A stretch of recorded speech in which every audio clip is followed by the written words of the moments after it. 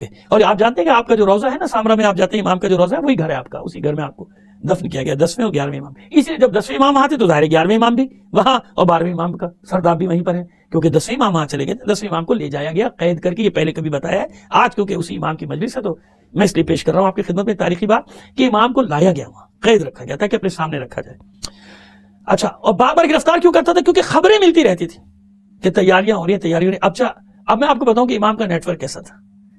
امام ظاہر کہ سامرا میں جو بھی شیعہ آئے گا پہچانا جائے گا نا, نئے آدمی کوئی آپ کی آبادی میں آپ پہچان لیں گے, لہٰذا اس لیے اس نے رکھا تھا کہ جو بھی نیا آدمی آئے گا, اصل مقصد کیا تھا کہ کوئی شیعہ نہ آنے پائے, کوئی شیعہ یہاں پر آنے نہ پائے. جیسے آج بھی کچھ شہر ہیں دنیا میں کہ جہاں فوراً پہچان لیا جاتا ہے کہ بھائی یہ شیعہ آ گیا, تو اس لیے ایسے رکھا تھا. تو اس کے جو اطراف میں بستیاں تھیں, امام نے ایسا نظام بنایا کہ وہاں پہ شیعوں نے اپنی آبادی سے زمین خرید لی, کھیتی باڑی کرنا شروع کر دی. کھیتی باڑی کرنے کے بعد اس میں یونس نقاش, بہت بڑا ایک نام ہے امام کا, صحابی تھا, ابھی اس کا واقعہ بتانے جا رہا ہوں میں آپ کو تھوڑی سی دیر میں. تو وہ بھی وہاں پہ رہتا تھا. اس کے بھی تھا, سنگ تراش تھا لیکن نقاش اس کے نام کے ساتھ, اصل میں تھا یونس سنگ تراش, لیکن وہ نقاشی بھی کرتا تھا. نقاش کے نام سے تاریخوں میں محفوظ ہو گیا, اس کا نام ہے یونس نقاش. تو وہ جو آبادیاں تھیں نا, وہاں سے وہ سبزیاں, تیل, گھی یہ سب بناتے تھے اور وہ لے کر آتے تھے فروخت کرنے کے بہانے. یہ 10ویں امام کے باب میں بھی میں نے یہ بات بتائی تھی لوگوں کو, اب 9ویں امام کے باب میں بھی بتا رہا ہوں کہ شروع کیا تھا 9ویں امام نے نیٹ ورک. کس طرح لوگوں کو حکم دیا, کسی ایک خاص ذریعے سے بھیج دیا خفیہ پیغام کہ یہاں آؤ, زمین خریدو اطراف میں سامرا کے آس پاس, اور وہ آبادیاں اب تک ہیں آس پاس کی. تو وہ شیعوں کی آبادیاں سامرا میں نہیں ہے, آس پاس ہیں, دور دور ہیں آبادیاں. وہ وہاں کام کرتے تھے, وہاں سے وہ سبزی وغیرہ لے کر آتے تھے فروخت کرنے کے بہانے اس محلے میں آتے تھے, عسکریہ میں جس میں امام کو رکھا ہوا تھا, اور وہاں سے آواز لگاتے گھر سے کوئی کنیز یا خادم نکلا ہے سامان خریدنے کے بعد, وہیں پہ پیغامات کا تبادلہ ہو گیا. یہ یعنی نیٹ ورک. اور یہ سب جانتے تھے, ان کی سمجھ میں نہیں آتا تھا کہ امام کیسے کرتے, کس طرح سے ہوتا ہے. تو میں 2-3 واقعات آپ کو اس کے بتانا چاہتا ہوں کہ امام نے کس طرح سے اس پوری نیٹ ورک کو سنبھالا تھا. ایک سلوات بھیجیے محمد علی محمد پر, پانی ذرا سے دینا بیٹا. عارف تم یہاں بیٹھ جاؤ, عارف قریب پانی میں, مولانا کو زحمت تھا تو.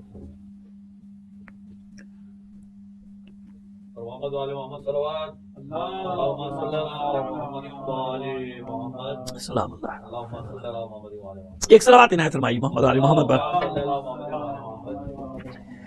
تو اب یہ یونس نقاش تھا موسیٰ ابن بغا. اچھا, بغا ایک بہت بڑا نام ہے عباسیوں میں, جیسے ہارون رشید اور اس کے زمانے میں ہارون اور مامون کے زمانے میں بڑے بڑے سالار, آل برما کا, آل برامی کا, برمکی یحییٰ برمکی, حسن ابن یحییٰ برمکی, خالد برمکی, یہ پورا خاندان تھا جس کا عروج تھا عباسیوں میں. اسی طرح آگے آنے والوں میں متوکل اور معتمد ان زبان میں مشہور تھا بغا ابن بغا. یہ جو بغا کا خاندان تھا یہ بہت بڑا سالار تھا, ترک سالار تھا, ان کا بڑا ظالم, جتنا ظالم تھا اس کے قریب تھا. اس کا بیٹا موسیٰ ابن بغا بھی اپنے باپ کے راستے پر تھا, یہ بھی بہت بڑا. اور یہ سامرا کا سمجھے کہ فوجی چھاونی کا جس کو کہتے ہیں کمانڈنٹ یا کور کمانڈر وہ کہہ لیتا. تو ایک دن یونس نقاش, اب کیونکہ یہ سنگ تراش تھا, آتا جاتا رہتا تھا لوگوں کے گھروں میں, اور اس کے بارے میں کسی کو یہ بھی نہیں معلوم تھا کہ امام کا صحابی ہے, امام کا چاہنے والا ہے. اب آپ اس سے اندازہ لگا لیجیے کہ لوگ نام نہیں رکھتے تھے. یہ آپ کو چاہنے والوں میں کسی کا دکا کا نام ملے گا, ورنہ کسی کا نام علی, حسن, حسین نہیں ملے گا اس زمانے میں, نہیں نام رکھتے تھے. تو یونس نقاش امام کی خدمت میں لرزتا, کانپتا, ذرا سہما ہوا آیا 10ویں امام کی خدمت آنے کے کہتے کہ مولا مجھے بچائیں ابن بغا سے, موسیٰ ابن بغا سے مجھے بچائیں. کیا ہوا میرے ساتھ؟ کہ اس نے بہت ہی قیمتی ہیرا مجھے دیا تھا تراشنے کو, وہ مجھ سے 2 ٹکڑے ہو گیا, ٹوٹ گیا. اب یا تو یہ مجھے قتل کر دے گا یا مجھے 1000 تازیانے مارے گا, مجھے بچائیں. تو مولا نے کہا سختی برداشت نہیں کر سکتے. اس کا مولا آپ جانتے ہیں میں سختی برداشت نہیں کر سکتا. اچھا, عموماً نہیں ہوتا ہے نا کہ تاجر اس ٹائپ کے لوگ جو ہے وہ سختی برداشت نہیں کر سکتے, لیکن اس نے سچ بات کر دی تو کہا مولا میں تشدد نہیں برداشت کر سکتا, اب بس آپ میرے لیے کچھ کہیے. اچھا جا اطمینان سے, کچھ نہیں ہوگا تیرے ساتھ, چلا جا, واپس چلا جا. اور اچھا تیرے لیے اچھی خبر ہوگی. دوسرے دن پھر آ گیا کہ مولا آج اس کا آدمی لینے کے لیے آ رہا ہے اور میرے لیے کچھ کرے, مجھے مار دے گا, قتل کر دے گا.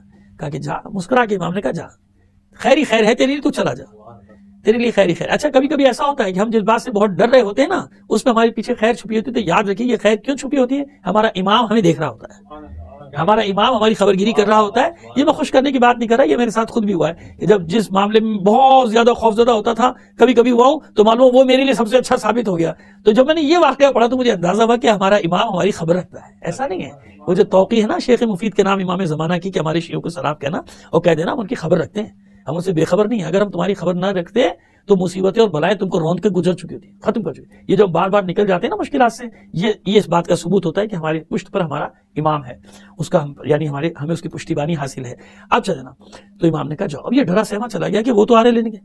تو پھر اس کے بعد دوسرے دن آیا تو بڑا خوش ہنستا, وہ آ کے قدم بوسی کر رہا ہے, دست بوسی کر رہا ہے. امام نے مسکرا کے پوچھا کیا, وہ کہتا ہے مولا وہ تو عجیب ہو گیا, اس کا غلام آیا, میں ڈرا سہما تھا کہ میں کہاں سے دوں گا یہ اتنا قیمتی ہیرا, اور کیا میں نہ پیسے دے سکتا ہوں, یہ 2 حصے اس کے ہو گئے. کہتے اس نے آ کے کہا ہے, مجھ سے آ کر کہا اس کے غلام نے کہ بھائی وہ رات کو کنیزوں میں جھگڑا ہو گیا, موسیٰ ابن بغا کی کنیزوں میں جھگڑا ہو گیا, ہر ایک اس کے لیے لڑ رہی کہ وہ جب تراش خراش ہو کے آئے گا ہیرا تو مجھے دینا. کل میں جھگڑا ہو گیا, بھائی تو ایسا کام کر اس کے 2 حصے کر دے. سلامات بھیجیے محمد علی محمد پر. اس نے آگے کہا مولا مجھ سے اس کے 2 حصے. مولا نے کہا تو نے کیا کہا؟ میں نے کہا کہ مولا میں نے اس کو کہا کہ اچھا اس میں تھوڑا وقت لگے گا, تھوڑی دیر. تو نے بہت اچھا جواب دیا, تجھے یہی جواب دینا. اس نے کہا کہ اس کے 2 حصے کر دے تو میں تجھے اور انعام زیادہ دوں گا. تو اب دیکھا آپ نے کہ جس بات سے وہ ڈر رہا تھا امام کی دعا سے وہی اس کے لیے خیر بن گیا. صلوات بھیجیے محمد علی محمد پر. اسی طرح امام, وہ جو میں نے کبھی اشرا پڑھا تھا مرجعیت کے بارے میں, تو اس میں نے کیا تھا نا کہ امام اپنے وکلا مقرر کرتے تھے, وکیل بناتے تھے ہر جگہ. تو امام کے ایک وکیل جو آپ جاتے ہیں زیارات کے لیے, تو تہران میں نا رے پہلے الگ سلطنت تھی, وہ رے محلہ بن گیا وہ اور بات ہے. تہران تو بعد میں نام ہوا نا, پہلے تھا رے سلطنت رے, وہ سلطنت رے جو عمر 7 جس کے نام سے مشہور ہے معلوم, تو وہی رے کی سلطنت. تو وہی شہر رے میں روزہ ہے شہزادہ عبدالعظیم کا نا. شہزادہ عبدالعظیم کون ہے؟ شہزادہ عبدالعظیم پوتے کے پوتے ہیں امام حسن علیہ السلام کے, اسی لیے پورا نام ہے شاہ عظیم حسنی, شاہ عبدالعظیم حسنی نام ہے ان کا. یہ وکیل ہیں اس علاقے میں 10ویں امام کے, یعنی 10ویں امام نے ان کو وکیل بنا کے بھیجا تھا اپنا, وہاں سے وکیل بنا کے بھیجا تھا کہ آپ وکیل, میری وکالت ہے آپ کے پاس اور آپ وہاں جائیے, آپ وہاں پر رہیے.